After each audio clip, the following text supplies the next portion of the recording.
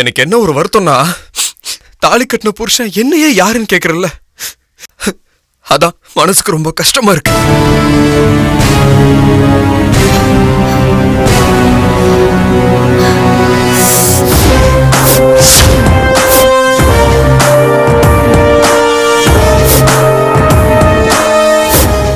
நான் பரவாயில்ல பொறுத்துப்பேன்.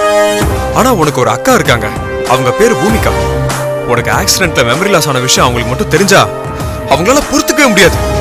அடுத்த நிமிஷமே உயிரை விட்டுருவாங்க. உன் மேல அவங்களுக்கு அவ்வளவு பாசம். பூமிகாவுக்கு இந்த விஷயம் தெரியவே கூடாதுங்கிறதுக்காக தான் நான் உனக்கு ட்ரீட்மெண்ட் கொடுத்து இங்கே வச்சிருக்கேன். இன்னும் 2-3 நாள்ல உனக்கு உடம்பு சரியானதும் நானே உங்க அக்கா கிட்ட உன்னை கூட்டிட்டு போறேன். அப்ப நீ எல்லா உண்மையும் தெரிஞ்சுப்ப. நான் தான் உன் புருஷன்னு நீ நம்புவேன். அது வரைக்கும் நான் உன்கிட்ட இருந்து விலகியே இருப்பேன். நீயும் என்ன நம்ப வேணாம். உனக்காக, என் மனைவிக்காக நான் இந்த தண்டனையை ஏத்துக்கிறேன். ஆனா ஒண்ணு, அது வரைக்கும் உங்க அக்கா பொறுமையா இருக்க மாட்டாங்களே. உன்னை காணும்னு தேடிட்டு வந்துருவாங்களே. உன்னை தேடிட்டு இங்க வந்தாலும் வந்துருவாங்க. இந்த நிலையில உன்னை அவங்க பார்க்க கூடாதுன்னு நீ விருப்பப்பட்டா அவங்களுக்கு ஒரு போன் பண்ணி பேச. நான் சொல்ற மாதிரி பேசிப்பாரு.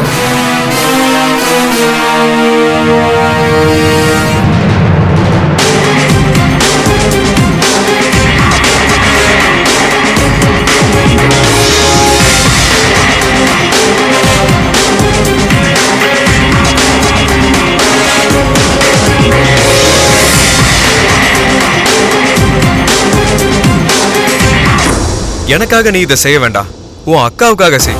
பாவம், அவங்க உன் மேல உயிரே வச்சிருக்காங்க. உன் போன்ல பூமிகான்னு பேர் இருக்கும். உன் அக்கா போட்டோ கூட அதுல இருக்கு. அந்த நம்பருக்கு டயல் பண்ணி நீ பேசு. அப்படியே ஸ்பீக்கர்லயும் போடு. அப்பதான் எந்த அளவுக்கு உண்மைன்னு உனக்கும் தெரியும், என் மேல நம்பிக்கையும் வரும்.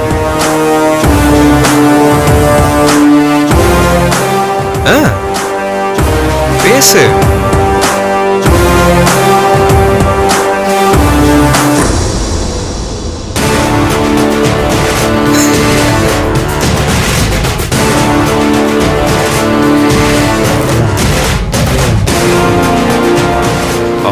எடி ராசாத்தி, என்கிட்டே உங்க வேலையை காட்டுறீங்களா?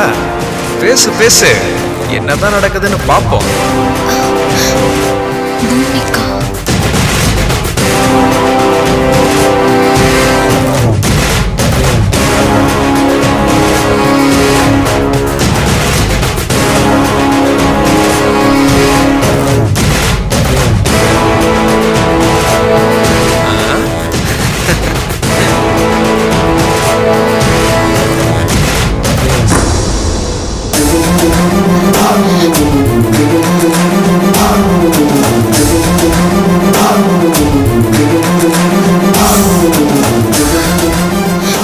என்ன ஜோதிகா, உன் அக்காவுக்கு போன் போடுறதுக்கு இவ்வளவு யோசிக்கிற?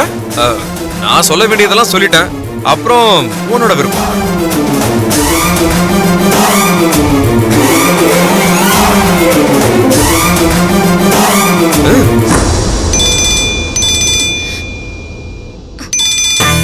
ஜோதிகா போன் பண்றா. ஹலோ ஜோதிகா, எங்க போன? உன்னை எங்கெல்லாம் தேடுறது? எங்க இருக்க இப்போ?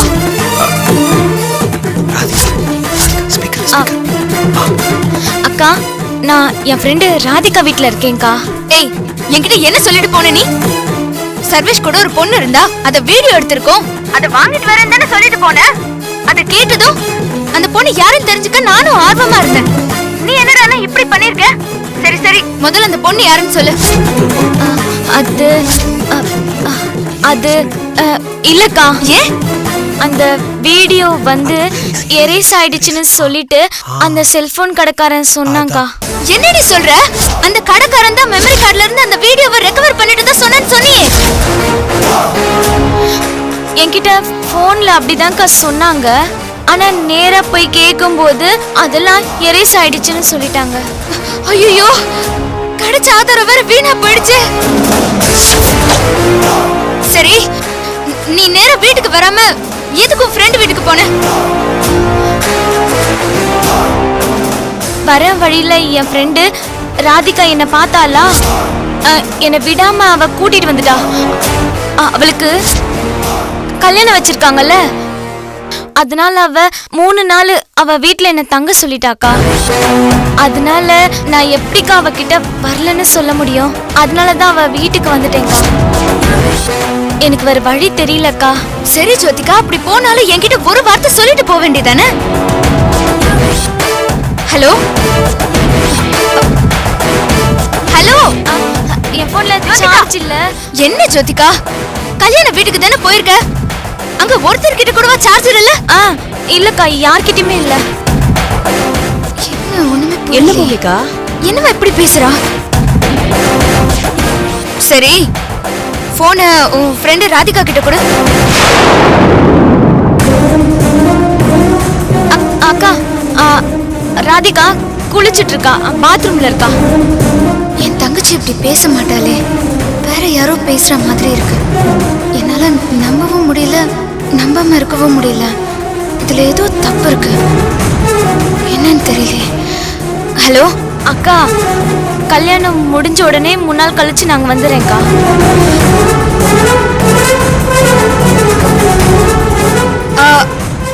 சரி ஜோதிகா, போனை ஸ்விட்ச் ஆஃப் ஆகாம பாத்துக்கோ. நான் எதுக்கும் அந்த பக்கம் வந்தாலும் வருவேன். நான் வந்தா உன்னை கூட்டிட்டு வீட்டுக்கு வந்துடுறேன். சரிக்கா, சரியா? ஜோதிகாக்கு ஏதோ ஆயிடுச்சுன்னு நினைக்கிறேன். என்னாச்சு பூமிகா? என்னன்னே தெரியலம்மா. நான் ஏதோ கேக்குறேன், அவ ஏதோ பதில் சொல்றா. ஒன்னும் புரியல. ராதிகா, ராதிகா, வதினா, ஏன்டி திடீர்னு இந்த பக்கம்? அண்ணையா இல்லனா நீங்க எட்டி கூட பார்க்க மாட்டீங்களே. ஏய், எனக்கு விளையாடுறதுக்கு டைம் లేదు. நான் எவ்வளவு டென்ஷன்ல ఉన్నాను తెలుసా నీకు? டென்ஷனா? ఎందుకు? చెన్నైకి போன బావా உன்கிட்ட பேசினாரா இல்லையா? ఎందుకు இன்னும் திரும்பி வரல? ஏதாச்சும் தகவல் சொன்னாரா இல்லையா? அண்ணகாருக்கும் வேற ஏதாச்சும் வேலை இருக்கும். లేదు, அது முடிச்சிட்டு வந்துருவாரு வதினா. இல்ல ராதிகா, 2-3 நாளாவே எனக்கு ஒரே கெட்ட கெட்ட கனவா వస్తుందిமா. அதுவும் இல்லாம இன்னைக்கு காலையில பாவா எனக்கு வாங்கி கொடுத்த சாமி விளக்கு கீழே விழுந்து உடைஞ்சிருச்சு. அதுல இருந்தே நான் மனசு சரியில்லை ராதிகா. అందుకే నేను ஒரு முடிவோட வந்திருக்கேன். ఏమి చెప్తున్నారు వదినా? కొంచెం వివరமா చెప్పండి. என் பாவா உயிருக்கு ஆபத்து வந்திருக்குமோன்னு எனக்கு பயமா இருக்கு. அவர் ஏதோ பெரிய சிக்கல்ல மாட்டிருப்பாரோன்னு நான் மனசு சொல்லிட்டே இருக்கு. నేను இப்படியே சென்னைக்கு கிளம்பி போய் பாபாவை பார்த்து கையோட இழுத்துட்டு வர போறேன். இத சொல்லிட்டு போகதான் இங்க வந்தேன். வதினா, என்கிட்ட சொல்ற சரி. வீட்ல நீ ரங்கு மாமா கிட்ட சொன்னியா? ஆமா, அவர்கிட்ட சொன்னதும் கம்ப எடுத்துக்கிட்டு என்ன முதல்ல விளாசறதுக்கு தான் வருவாரு. அதெல்லாம் எனக்கு தேவையா? அவரு கிடக்குறாரு. எனக்கு பாபா தான் ரொம்ப இஷ்டம். அதனால நான் அவரை தேடி போறேன். நீ யார்கிட்டயும் சொல்லாத. என் நானா வந்து கேட்டா கூட தெரியாதுன்னு சொல்லிடு. நான் கிளம்புறேன். ஏய், நீங்க மட்டும் போனா எப்படி? அண்ணகார பத்தி சொன்னதும் எனக்கு மனசு கஷ்டமா இருக்கு. வாங்க 2 பேருமா சென்னை போலாம். நீ ஒத்து ராதிகா, நீ கல்யாணம் ஆக போறவ, நிச்சயமும் பண்ணியாச்சு. அதனால நீ வீட்டை விட்டு வெளியே போக கூடாதுமா. అర్థమైందా? నాకు అర్థం కాలేదు. ఈ కళ్యాణத்தை விட నాకు ఈ అన్నయ్య தான் முக்கியம். வாங்க 2 பேரும் சேர்ந்து சென்னை போலாம். நீ ஒத்துமா? சொன்னா கேளு ராதிகா ப்ளீஸ். நான் உன் அண்ணகார கூட்டிட்டு வந்து உன் கண்ணு முன்னாடி நிறுத்துறேன். அது வரைக்கும் நீ பொறுப்பா வீட்லயே இரு, சரியா? நான் போயிட்டு வரேன். వదినా,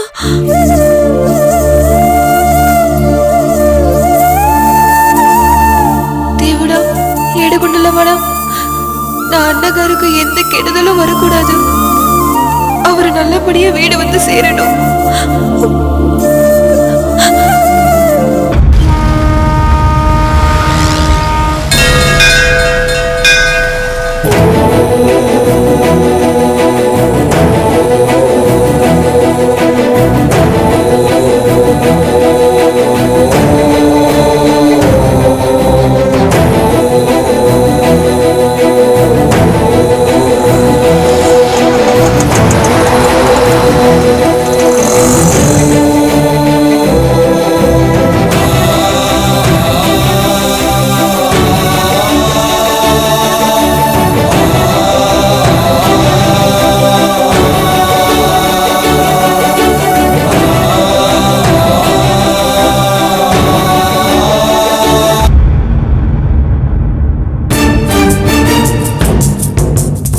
மதன மாதிரியே இருக்கிற சுதனை பத்தி அர்ச்சனா கிட்ட சொல்லாமா வேண்டாமா?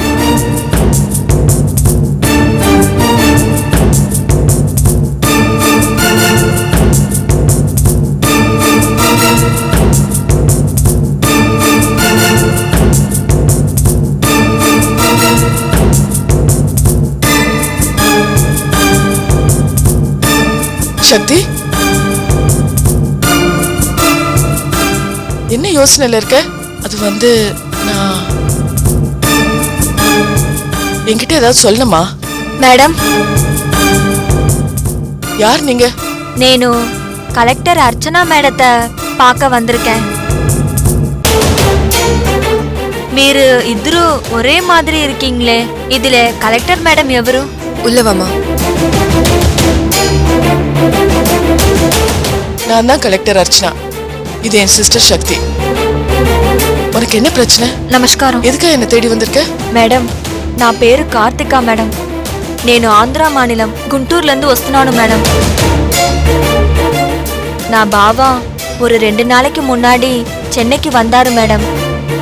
திரும்பி ஊருக்கு రాలేదు మేడం. அவரை தேடிதான் மேடம் నేను వచ్చేను ఇక్కడ. எங்க தேடியும் கிடைக்கல மேடம். போலீஸ்ல போய் கம்ப்ளைண்ட் கொடுக்கலான்னு அக்கம் பக்கத்துல விசாரிச்சப்ப பக்கத்துல தான் கலெக்டர் அம்மாவோட வீடு இருக்கு. அவங்க ரொம்ப நல்லவங்க. அவங்க கிட்ட போய் உன் பிரச்சனைய சொல்லுன்னு சொன்னாங்க மேடம். అందుకే நான் இங்க வந்தேன் மேடம். உன் மாமா யாரு? அவர் பேர் என்ன? அவர் போட்டோ ஏதாவது வச்சிருக்கியா? ఉంది மேடம்.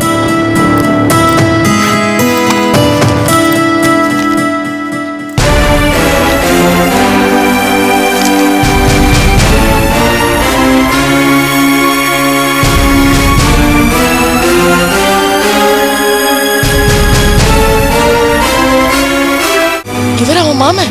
అవును మేడం. இவர் பேரு சுதன் நாயுடு. சுதன் நாயுடுவா? ஒரு கட்டிக்க போற மாமா பொண்ணு வெயிட் பண்ணிட்டு இருக்காருன்னு சொன்னாரு. அந்த கார்த்திகா இவதானா? சுதனை தேடி சென்னைக்கே வந்துட்டாளா? இந்த நேரத்துல சுதனை தெரிஞ்ச மாதிரி காட்டிக்க வேணாம். அதிசயமா இருக்கு.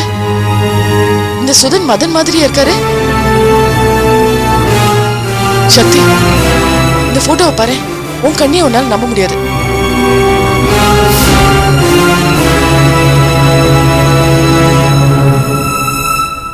மதனும் சுதனும் ஒரே மாதிரி இருக்காங்க பாத்தியா? நாம எப்படி ஒரே மாதிரி ட்வின்ஸா இருக்கோமோ அதே மாதிரி மதனும் சுதனும் ட்வின்ஸா இருப்பாங்களோ? இல்ல அர்ச்சனா, அப்படி இருக்க முடியாது. நமக்கு தான் மதனை பத்தி தெரியுமே. அவரும் இவரும் ட்வின்ஸா இருக்க சான்ஸே இல்ல. அப்புறம் எப்படி 2 பேருக்குள்ள இவ்வளவு ஒற்றுமை இருக்கு?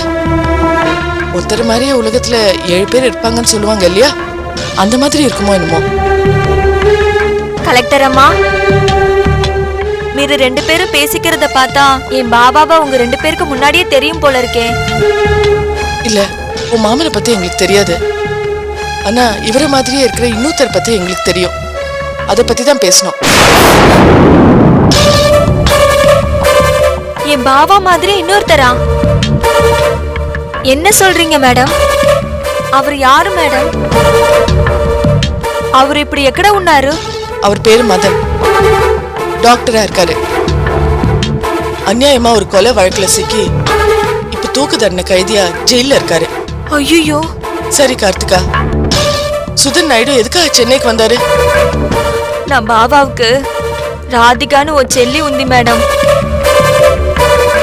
அவளுக்கு கல்யாணம் அரேஞ்ச் பண்ணியிருக்காரு. அதுக்கு డబ్బు కావాలి మేడం. దానికోసం చెన్నైకి வந்தாரு మేడం. சென்னைக்கு டப்பு வாங்க வந்த என் சுதன் பாபாவுக்கு ஏதாவது ஆயிருக்குமோன்னு பயமா இருக்கு மேடம். நீங்க தான் மேடம் கண்டுபிடிச்சு கொடுக்கணும். நீ கவலைப்படாத. இந்த விஷயத்தை நான் போலீஸ்ல சொல்லி கூடிய சீக்கிரம் உன் மாமனை கண்டுபிடிக்க ஏற்பாடு பண்றேன். சரிங்க மேடம். சுதன் நாயுடு வச்சு நம்ம பெரிய பிளான் போட்டிருக்கோம். ஆனா அர்ச்சனா போலீஸ் போறேன்னு சொல்றாளே, இப்ப என்ன பண்ணுறது? சக்தி, கொஞ்ச நேரத்துல இன்ஸ்பெக்டர் இங்க வருவாரு. அவர்கிட்ட இந்த போட்டோவும் சுதன் நாயுடு விவரங்கள்லாம் சொல்லி அவரை தேடி கண்டுபிடிக்க சொல்லு. எனக்கு கொஞ்சம் வேலை இருக்கு, நான் கிளம்புறேன். చాలా థ్యాంక్స్ మేడం.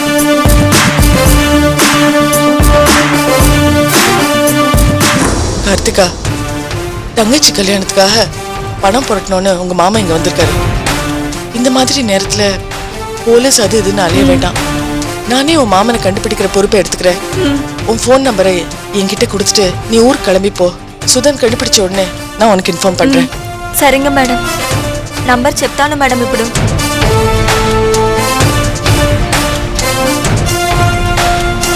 மேடம் உங்களை தான் மேடம் நான் நம்பியிருக்கேன். நான் பாபாவை சீக்கிரம் கண்டுபிடிச்சு கொடுத்துருங்க மேடம். நான் அவரை கல்யாணம் செஞ்சுக்கணும்னு தவம் கிடக்குறேன் மேடம். உன் தவம் நிறைவேறும், அதுக்கு நான் கேரண்டி. கவலையே படாத. சரி, போயிட்டு வா. சரி மேடம்.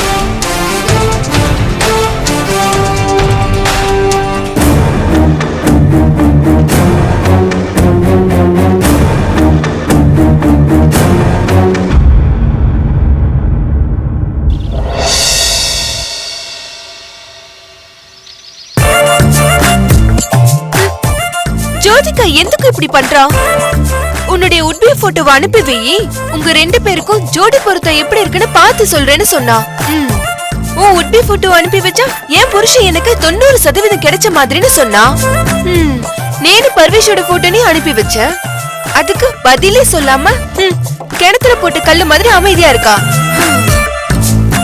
நேனு கல்யாணம் பண்ணிக்க போற பர்வேஷ்க்கும் அவ ஹஸ்பண்டுக்கும் என்ன சம்பந்தம் உண்டி? சரி, ஏவைனா இருந்துட்டு போட்டோம்.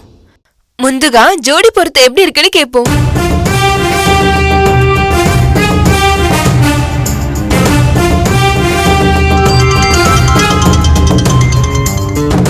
ராதிகாவா?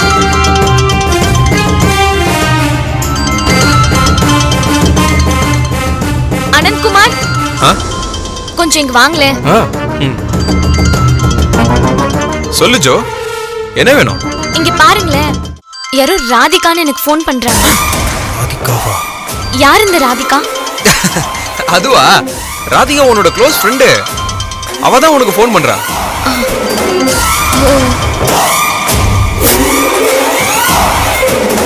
சரி, அவ எதுக்கு இப்ப எனக்கு ஃபோன் பண்றா? அது ஒண்ணு இல்ல ஜோ, அந்த ராதிகாவுக்கும் என் தம்பி பர்வேஷ்க்கும் மேரேஜ் ஃபிக்ஸ் ஆயிருக்கு.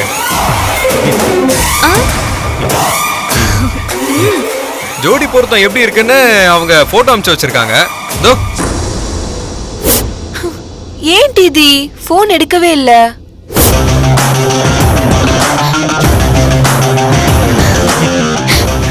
ஜோடி பொருத்தம் எப்படி இருக்குன்னு கேட்பாங்க.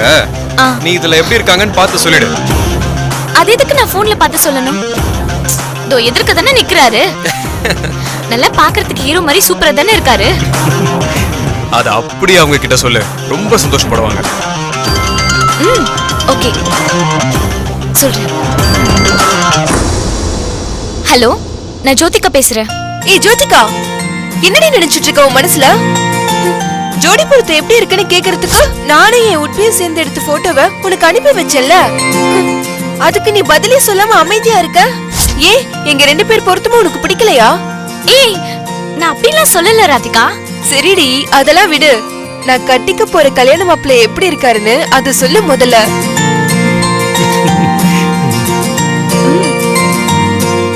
ஓ ஒப்பீனியன் தான் எனக்கு ரொம்ப முக்கியம். நல்லாதான் இருக்காரு. ஆளை பார்த்தா எனக்கே பொறாமையா இருக்குன்னா பாத்துக்கோயேன். நல்லா பாக்குறதுக்கு ஹேண்ட்ஸமா இருக்காரு. அப்புறம் நல்லா ஹைட், வெயிட், ஸ்ட்ரக்சர் எல்லாம் அளவெடுத்து செஞ்ச மாதிரி அப்படியே இருக்காரு. ஏய் போதும், நிறுத்தடி. உன் புருஷனை வர்ணிக்கிற மாதிரி அப்படியே சொல்ற. ஏண்டி ஜோடி பொருத்தம் எப்படி இருக்குன்னு நான் உன்கிட்ட கேட்டேன். அதுக்கு இவ்ளோ ஓவரா வர்ணிக்காத. இங்க பாருடி, அவரை கல்யாணம் பண்ணிக்க போற நான் தான் வர்ணிக்கணும். சரி, உனக்கு பிடிச்சிருக்கா? எனக்கு டபுள் ஓகே. சரி, உன் ஹஸ்பண்ட் காண போயிருந்தாரே, இப்ப கிடைச்சிட்டாரா?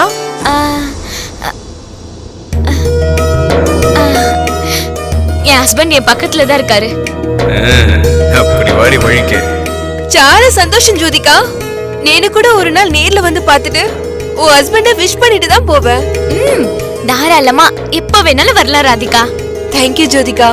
சரி பாய் டி.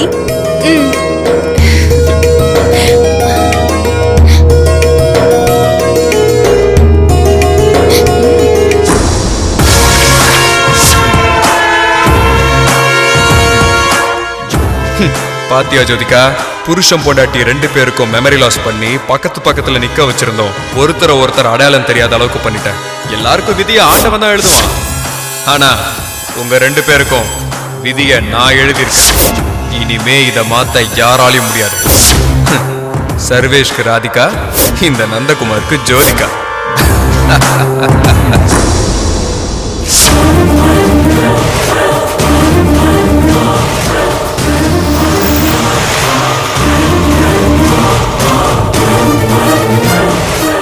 இந்த இதை புடி.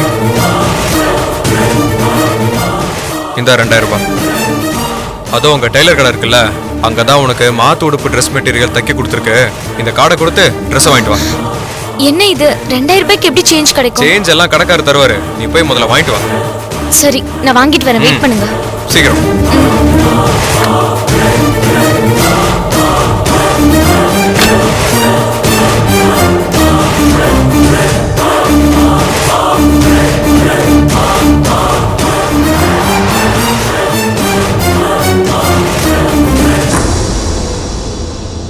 அண்ணா, இந்த சொல்லுங்க. ட்ரெஸ் தைக்க கொடுத்திருந்தாங்க.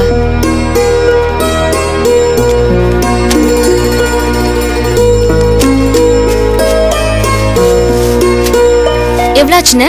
650 ரூபா கொடுங்கம்மா. என்னங்கம்மா 2000 ரூபா கொடுக்குறீங்க? சேஞ்ச் இல்லையா என்கிட்ட? சேஞ்ச் மாத்தி கொடுங்களேன். ஐயோ இல்ல, நான் என்கிட்டயும் சேஞ்ச் இல்ல. 2000 ரூபாய் தான் இல்லம்மா, இருக்கு. நீங்களே மாத்தி கொடுங்க. சரிண்ணே, நான் சேஞ்ச் மாத்திட்டு வந்துடுறேன். சரிங்கம்மா, இதை ஓகே. வச்சுக்கோங்க.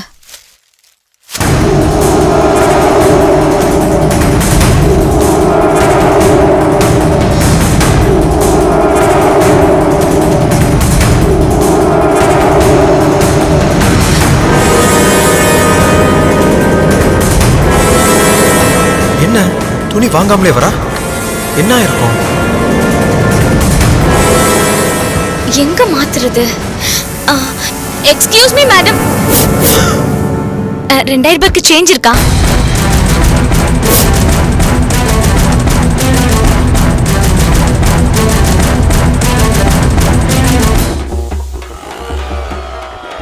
ரெடிமா?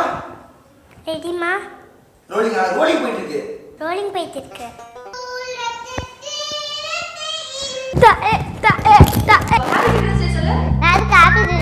நீ என்ன குழந்தையா?